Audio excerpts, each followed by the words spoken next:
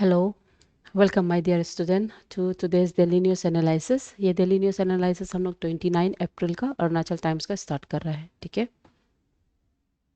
तो पहला news, government committed to east act fast for the north east, prime minister Narendra Modi. Prime minister Narendra Modi जो है 50th anniversary, ठीक है, 50th एनिवर्सरी ऑफ सिक्किम का जो स्टेटहुड वो रिसेंटली ऑब्जर्व किया है।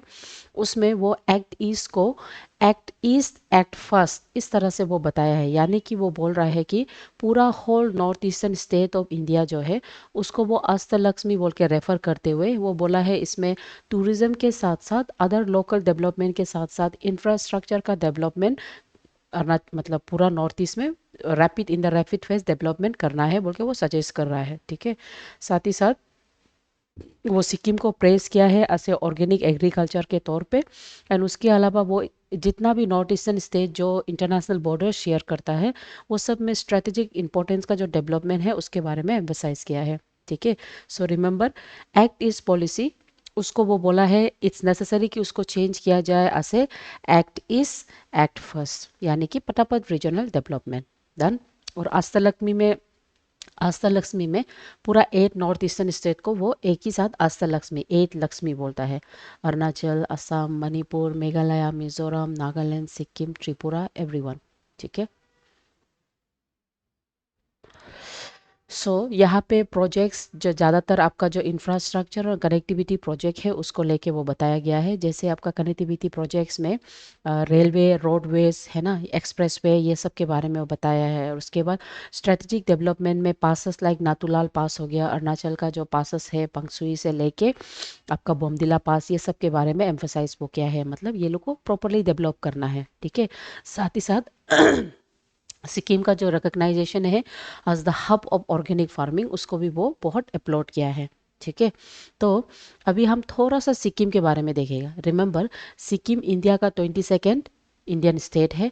और इंडिया का जर्नी में इंडिया का स्टेट बनने से पहले वो पहले ही इंडिया का अंदर में फ्रॉम 1950 से इंडो सिक्किमिस ट्रीटी का अंदर में वो इंडिया के प्रोटेक्शन के अंदर में रहता था, जहाँ पे उसका अपना ही मोनार्क चौगियल मोनार्की जो था वो लोग इसमें जितना भी रूलिंग है रखता था।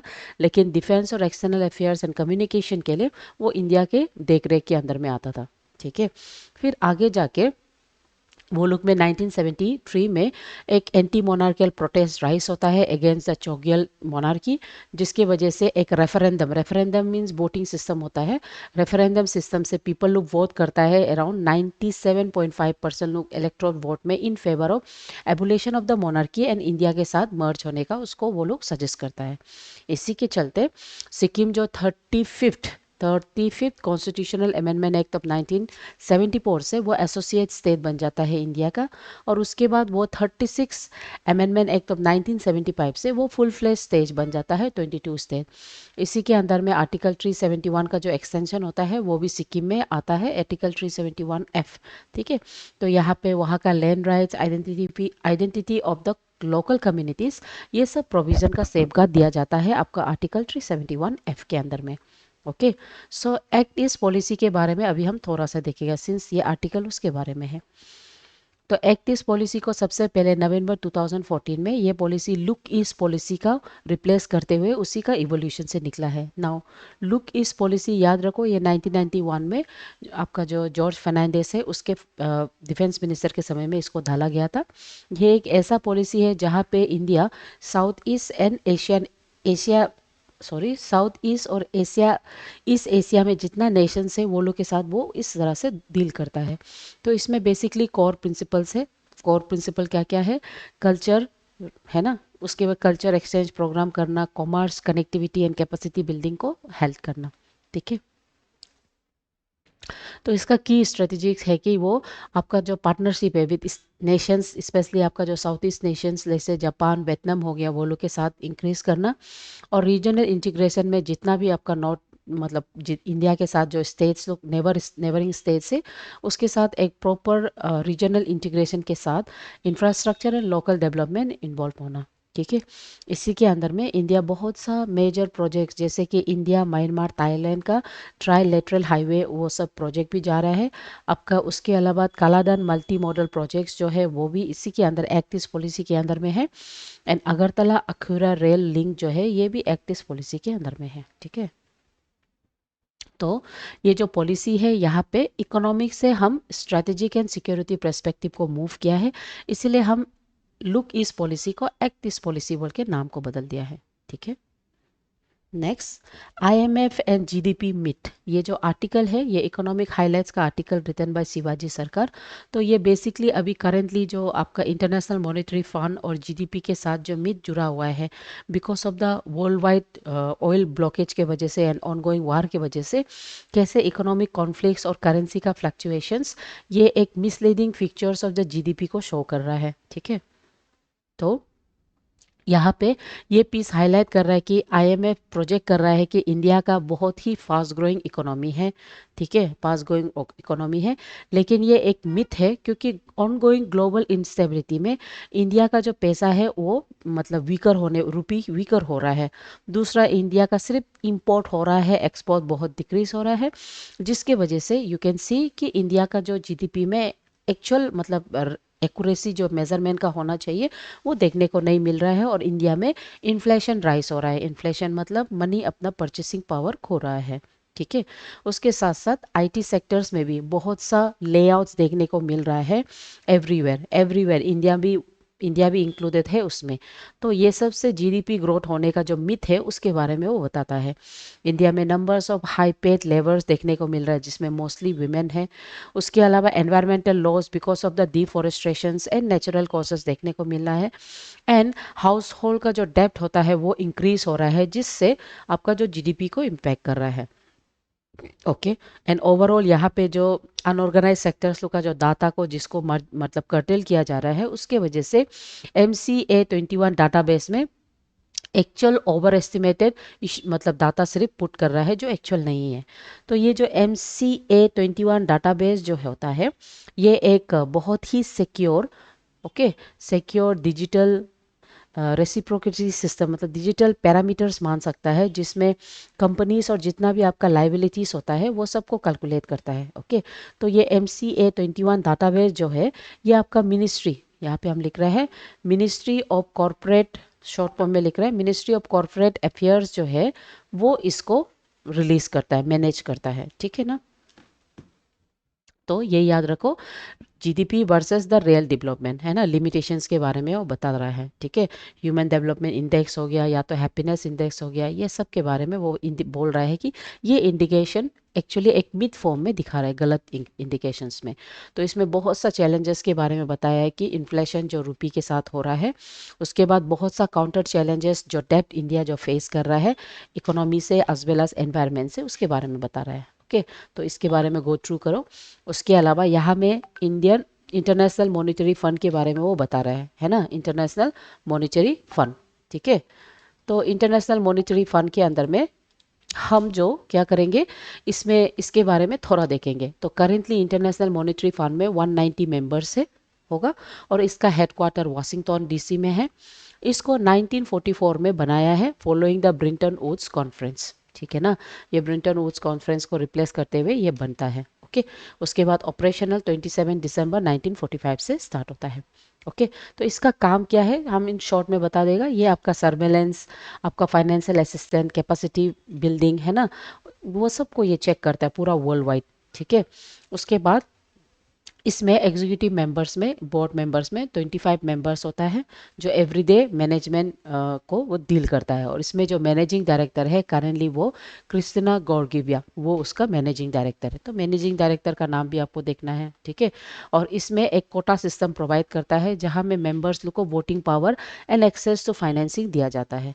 उसके अलावा यहाँ पे स्पेशल ड्रॉइंग राइट्स होता है, जो जो कंट्री यहाँ का मेंबर होता है वो लोग इसमें अपना जो मनी होता है वो ड्रॉइंग राइट्स को रखता है।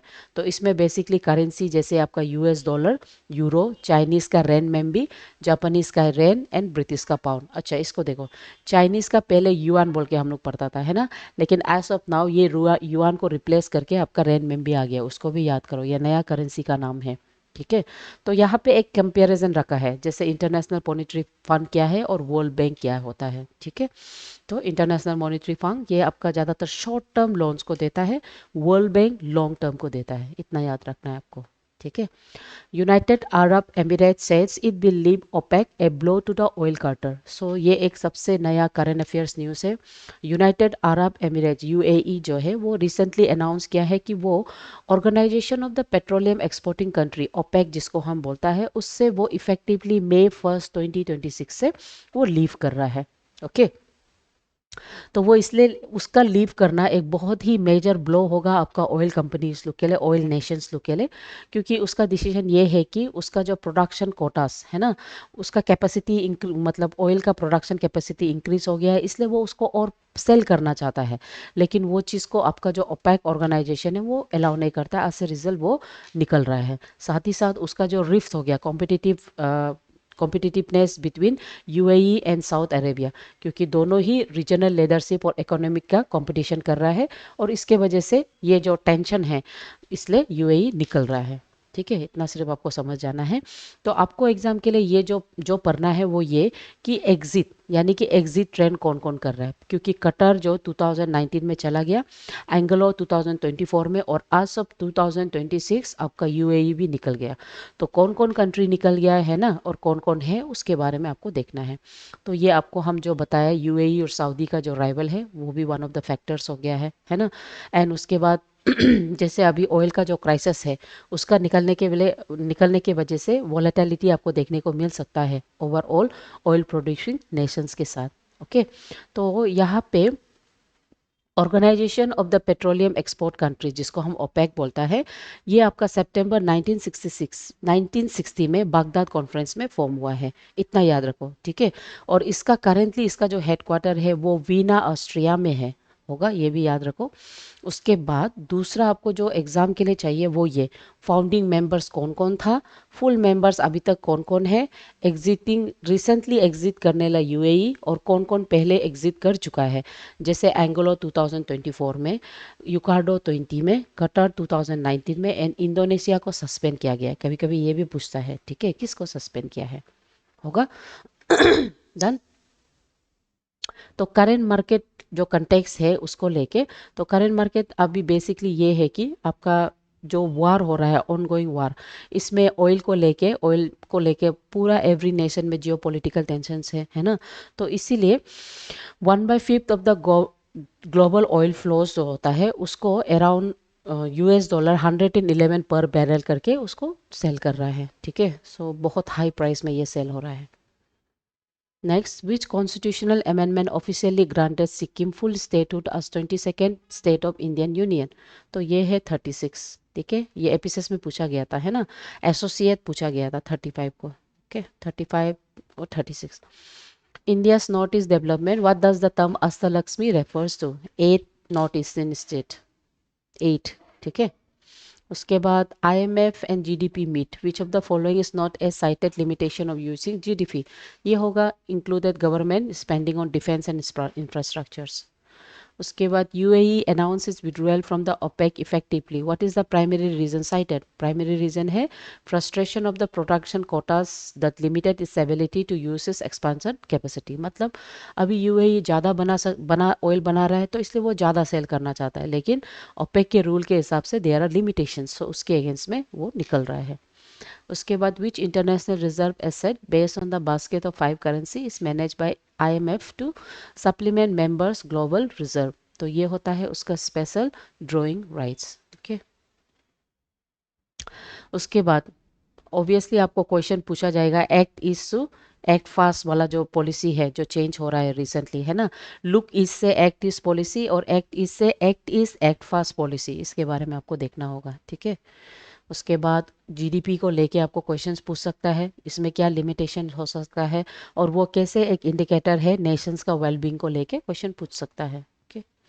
उसके बाद ओपेक के बारे में, है ना, उसका role and function, and currently जो price stabilities and global market को लेके, एंड इंडिया का सिक्योरिटी को लेके पूछ सकता है, ऑयल सिक्योरिटी को लेके।